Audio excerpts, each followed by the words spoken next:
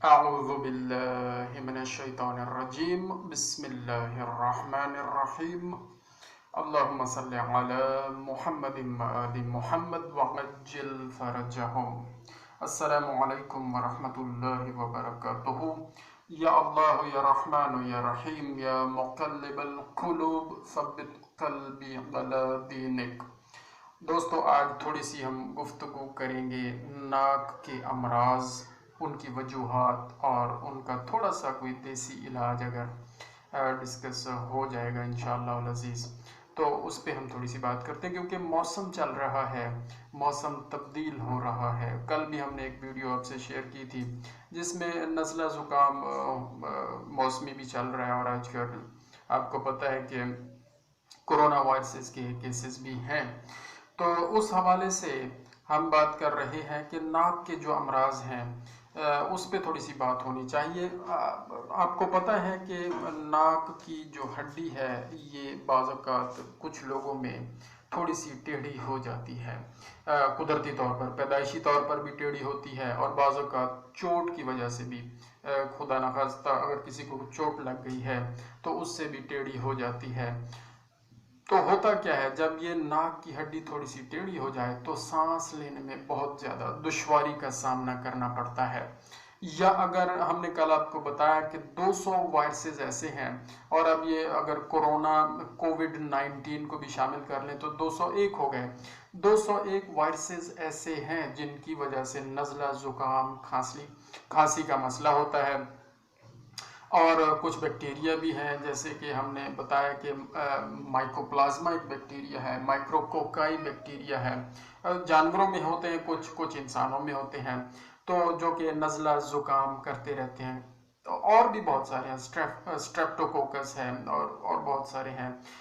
جراثیموں کو ڈسکس کرنا مقصد نہیں ہے، مقصد یہ ہے کہ تھوڑا سا ہم نارمل سادہ زبان میں ایک بات کریں۔ وہ یہ ہے کہ اگر احتیاط کرتے رہیں گے تو انشاءاللہ العزیز جو ناک کے مریض ہیں ان کو بھی بہت افاقہ ہوگا، اور ان کی وجہ سے اگر خدا نخواستہ آگے کچھ جراثیم منتقل ہو رہے ہیں تو وہ بھی انشاءاللہ العزیز منتقل نہیں ہوں گے۔ تو سب سے پہلے انہیں چاہیے، ایک تو یہ چوٹ کا مسئلہ ہے، چوٹ لگی ہے، ناک کی ہڈی ٹیڑھی ہو گئی ہے تو واضح ہو گیا کہ یہ اس وجہ سے سانس لینے میں دشواری ہے، اور پھر وہ ڈسٹرب ہو جاتا ہے، بندہ الرجی کا شکار ہو جاتا ہے۔ اور اگر چوٹ نہیں لگی اور پیدائشی طور پر ناک کی ہڈی ٹیڑھی ہے، وہ بھی بندہ چیک اپ کروا لیتا ہے، اور جب سانس کی دشواری ہوتی ہے پتہ چل جاتا ہے کہ یہ اس وجہ سے ہے۔ ناک کی ہڈی بالکل ٹھیک ہے، چوٹ بھی نہیں لگی ہے، اس کے باوجود انسان بعض اوقات نزلہ زکام کی بیماریوں میں مبتلا ہو جاتا ہے، اور 201 وائرس اور کچھ بیکٹیریا کی وجہ سے مبتلا ہوتا ہے۔ امیونٹی کم ہو جاتی ہے، بیسیکلی قوت مدافعت کا نظام کم ہو جاتا ہے، اور موسمی تغیر جب ہو رہا ہوتا ہے، موسم میں تبدیلی ہو رہی ہوتی ہے تو خوراک میں فوری طور پر جو تبدیلی ہوتی ہے، گرم سے ٹھنڈا اور ٹھنڈے سے گرم کی طرف جب ہم شفٹ ہوتے ہیں، اپنے باڈی ٹیمپریچر کو سامنے نہیں رکھتے، اور باڈی ٹیمپریچر کے علاوہ اس سے زیادہ یا کم ہم کوئی مشروب یا کچھ کھانے کی چیزیں استعمال کرتے ہیں تو اس سے بھی نزلہ زکام ہو جاتا ہے۔ اور اس کے علاوہ ہوتا یہ ہے کہ اب یہاں اس ویڈیو میں 2 چیزیں میں اور ڈسکس کرنے والا ہوں، وہ یہ ہے کہ ایک جراثیم کا نام ہے سفلس، اور ایک جراثیم ہے ٹیوبرکلوسس، مائکو بیکٹیریم ٹیوبرکلوسس، یہ بیکٹیریا ہیں، تو ان کی وجہ سے بھی سانس کی تکلیف ہوتی ہے، اور یہ جو جراثیم ہے یہ بلڈ کے اندر چلے جاتے ہیں، جن کو یہ امراض ہو جاتے ہیں، ٹی بی کا مرض ہو جاتا ہے، سفلس کا مرض ہو جاتا ہے، تو وہ اندر پہلے گرو کرتے رہتے ہیں، پھیپھڑوں کے اندر جا کے نقصان پہنچانا شروع کرتے ہیں، اور سانس لینے میں دشواری کرتے ہیں، اور وہ مریض اپنے اگر توجہ نہ کریں اور ٹیسٹ نہ کروائیں، ٹیوبرکلوسس کے ٹیسٹ نہ کروائیں، سفلس کے ٹیسٹ نہ کروائیں، تو وہ بیماری ان کو ظاہر ہے بہت زیادہ نقصان دے گی، اور وہی جراثیم پھر ان کی اولاد میں بھی شفٹ ہونے کا خطرہ ہے۔ لیکن اگر ان کی اولاد میں قوت مدافعت اگر اولاد ہے تو اگر پہلے موجود ہے تو قوت مدافعت ان کی اگر سٹرانگ ہے تو پھر چانسز کم ہیں.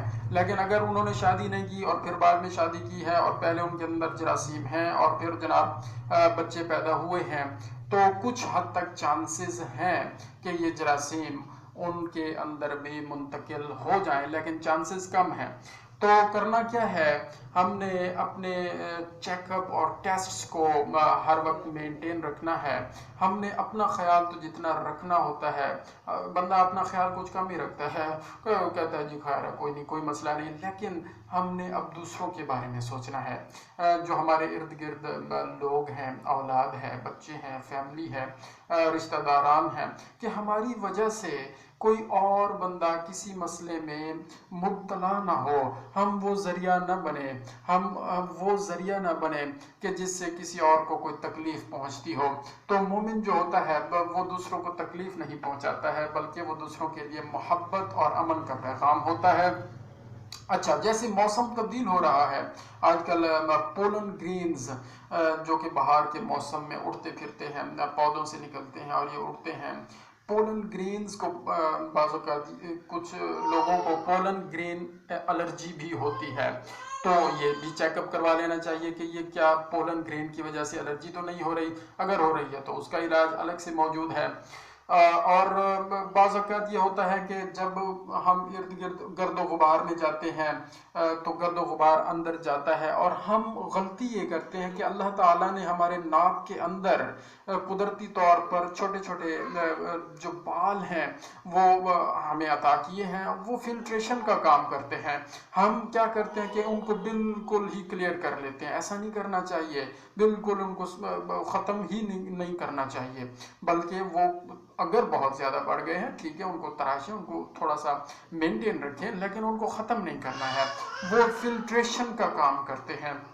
ہم نے اپنے فلٹرز اگر خراب کر دیے تو وہ گرد و غبار اور جو ہوا میں موجود جراثیم ہے وہ ہم فلٹر نہیں کر سکیں گے. اور جو دائمی مریض بن جاتے ہیں بیچارے نزلہ اور زکام کے، تو ان کے یہ اندر کی جھلی بالکل وہ ریسپانس نہیں دیتی، رد عمل نہیں دیتی، فلٹریشن کا کام چھوڑ دیتی ہے.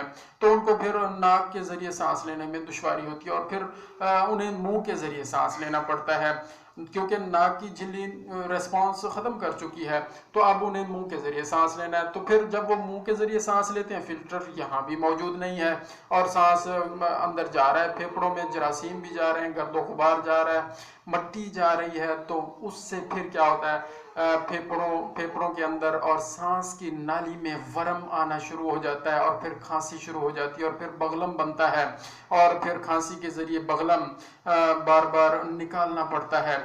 ایک حد تک تو کھانسی بھی نعمت ہے اور ٹھیک ہے، اس سے صفائی ہوتی ہے، پھیپھڑوں کی صفائی ہوتی ہے. جیسے بخار اللہ تعالیٰ کی نعمت ہے، اس سے باڈی سٹرانگ ہوتا ہے اور امیونٹی کا نظام جو ہے وہ ورک کرتا ہے. یہ نشانی ہے کہ امیونٹی کام کر رہی ہے اور قوت مدافعت نے اپنا کام کرنا شروع کر دیا. کھانسی بھی اسی طرح نعمت ہے کہ اس نے پھیپھڑوں کے اندر موجود جو غلط مواد ہیں ان کو نکال کے باہر نکالنا ہے. کھانسی نہ ہو تو پھر وہ مواد باہر نہیں نکل سکتا ہے. تو اگر یہ کھانسی دائمی ہو جائے اور اس کا علاج نہ کیا جائے تو پھر کیا ہوگا یہ کہ پھر وہ جو کھانسی والے سیلیا ہوتے ہیں اندر چھوٹے، جن کی وجہ سے یہ کھلبلی سی ہوتی ہے اور پھر کھانسی آتی ہے اور پھر بغلم باہر نکلتا ہے، وہ بھی ریسپانس کرنا چھوڑ دیتے ہیں اور پھر بغلم اندر جمع ہونا شروع ہو جاتا ہے اور جمع ہوتا رہتا ہے. پھر اتنا ہوتا ہے کہ پھر ورم آ جاتا ہے، اس پوری نالی میں ورم آ جاتا ہے، حلق میں ورم آ جاتا ہے. یہ ورم جب بڑھ جاتا ہے، یعنی سوجن جب بڑھ جاتی ہے تو اس کا کنیکشن ہوتا ہے کان کے ساتھ. کان سے ایک نالی آتی ہے جو حلق میں کھلتی ہے اور یعنی ان کا آپس میں کنیکشن ہے.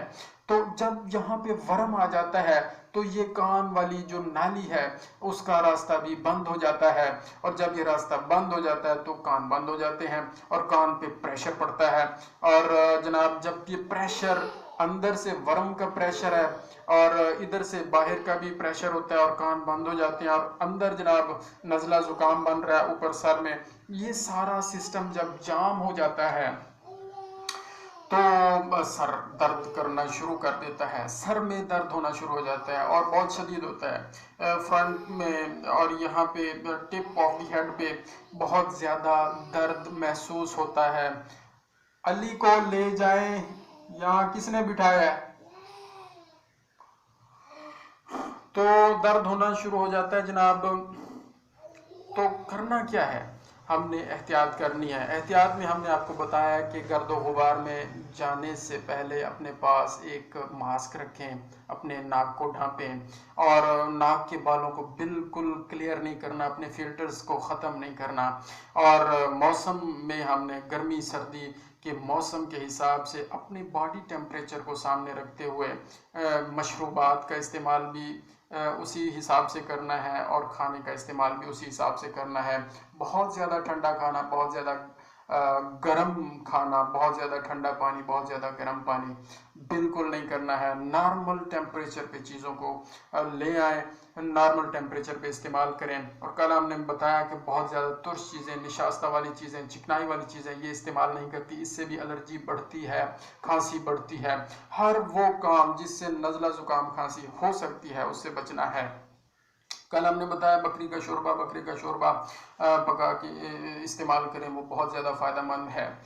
اچھا، اس میں ایک اور چیز ہم نے دیکھنی ہے، میں نے بتایا کہ ٹیوبرکلوسس کے ٹیسٹ کروانے ہیں، ٹی بی کا ٹیسٹ کروانا ہے۔ مائکو بیکٹیریم ٹیوبرکلوسس ایک جراثیم ہے جس کی وجہ سے ٹیوبرکلوسس ہوتی ہے۔ ٹیوبرکلوسس یعنی ٹی بی ہوتی ہے۔ سفلس کی بیماری بھی ایک جراثیم ہے، اس کی وجہ سے ہوتی ہے۔ یہ ملتی جلتی بیماریاں ہیں، خطرناک ہیں، یہ آگے بھی شفٹ ہوتی ہیں۔ جب انسان پھر کھانستا ہے یا چھینکتا ہے تو یہ بڑی پریشر سے یہ جراثیم آگے شفٹ ہوتے ہیں، اور یہاں میں نے پڑھا ہے کہ وہ کتنی سپیڈ سے آگے شفٹ ہوتے ہیں، وہ ابھی میرے ذہن میں نہیں آ رہی بات کہ وہ کتنی سپیڈ سے آگے شفٹ ہوتے ہیں۔ تو فوراً ہمیں اب آگے رومال، اپنا ماسک یا کوئی نہ کوئی پروٹیکشن رکھنی ہے تاکہ یہ جراثیم آگے شفٹ نہ ہو، دوسروں کو نہ لگ جائیں۔ تو ٹی بی اچھا، اگر ٹی بی کے مادے موجود ہیں جسم کے اندر اور سفلس جراثیم کے مادے موجود ہیں تو باڈی کے اندر یہ نمکیات کی کمی کر دیتے ہیں۔ نمکیات بہت زیادہ باڈی سے کم ہونا شروع ہو جاتے ہیں، اور ان نمکیات میں سب سے اہم جو کم ہوتے ہیں ان کا نام ہے فاسفیٹ آف آئرن یا آئرن فاسفیٹ جس کو کہتے ہیں، یہ کم ہو جاتا ہے، اور کیلشیم فلورائڈ کم ہو جاتا ہے، پوٹاشیم کلورائڈ جو سالٹ ہے یہ کم ہو جاتا ہے، اور جب نزلہ زکام شدت اختیار کر جاتا ہے، بہت زیادہ شدید ہو جاتا ہے، اور جس کو کہتے ہیں کہ نزلہ پک گیا ہے، تو سر درد بھی ہوتا ہے اور نمکیات کی اور زیادہ کمی ہو جاتی ہے۔ اور اس میں کیا ہوتا ہے جی، کیلشیم سلفیٹ کم ہو جاتا ہے۔ پہلے ہم نے آپ کو بتایا کہ فلورائڈ آف کیلشیم یا کیلشیم فلورائڈ کم ہوا، پھر پوٹاشیم کلورائڈ کم ہوا، اور اس کے بعد اب جو چیزیں کم ہو رہی ہیں وہ ہیں کیلشیم سلفیٹ، وہ کم ہو رہا ہے، اور پوٹاشیم سلفیٹ بھی کم ہو جاتا ہے۔ میگنیشیم فاسفیٹ سالٹ ہے، یہ اللہ تعالیٰ نے ہمارے باڈی میں یہ سالٹ دیے ہیں، یہ امیونٹی میں بڑا ہی اہم رول ادا کرتے ہیں۔ جب یہ سالٹ کم ہونا شروع ہو جاتے ہیں ان مادوں کی وجہ سے، ٹیوبرکلوسس جراثیم کی وجہ سے، ٹی بی کے جراثیم کی وجہ سے، سفلس کے جراثیم کی وجہ سے، یا ویسے ہی کسی میں نمکیات کی کمی ہے، تو پھر کیا ہوتا ہے، امیونٹی کم ہوتی ہے اور نزلہ زکام کے جراثیم زیادہ متاثر کرتے ہیں اس شخص کو۔ اگر کوئی بندہ اپنے بچوں کو یا خود دھوپ نہیں لگواتا، وٹامن ڈی کی کمی ہو جاتی ہے، یا کسی اور وجہ سے اس کے اندر وٹامن ڈی کی کمی ہے، تو یہ الٹیمیٹلی یہ وٹامن ڈی کی کمی ان سارے نمکیات کو متاثر کرتی ہے اور ان سارے نمکیات کے بیلنس کو ڈسٹرب کرتی ہے۔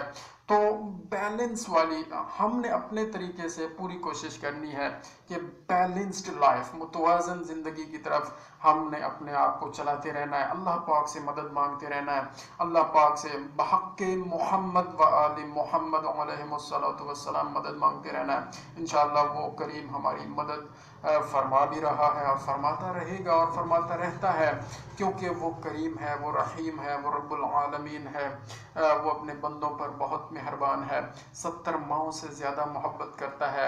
एक जो माँ है वो अपने बच्चे को मुश्किल में, तकलीफ़ में एक हद तक तो देखेगी, लेकिन उससे ज़्यादा वो भी नहीं देख सकती। तो रब्बुल आलमीन ने अपने आप को बताया कि जी मैं 70 माओं से भी ज़्यादा अपने बंदे से मोहब्बत करता हूँ। अब बंदे के ज़िम्मे ये काम है कि बंदा बस ट्रैक पे रहे और कोशिश करे। तो हमने ये अपने आप को इस तरह रखना है, देखना है, टेस्ट्स करवाने हैं और चेकअप करवाना है और अपनी खुराक को मेंटेन करना है और अपने माहौल को सेट रखना है और अपने अपने लिए और अपने इर्द गिर्द लोगों के लिए एहतियाती तदाबीर पर अमल करते रहना है। अच्छा, अब इसमें ये अहम बात है कि अपनी खुराक को बेहतर करें और इसमें जो सबसे अहम है मैं आपको बताऊं कि प्याज का इस्तेमाल भी बहुत इफ़ेक्टिव है। प्याज के इस्तेमाल से जो छींकों का मसला होता है और एलर्जी के जो प्रॉब्लम्स हैं वो बहुत हद तक सॉल्व हुए हैं। जो मैंने बुक पढ़ी है उसमें ये बात बताई गई है। वैसे भी देख लें कि अल्लाह ताला की नेमत है, प्याज है और इसके बहुत ज़्यादा फ़ायदे हैं और इसका बॉडी पे बड़ा खुशगवार असर भी है।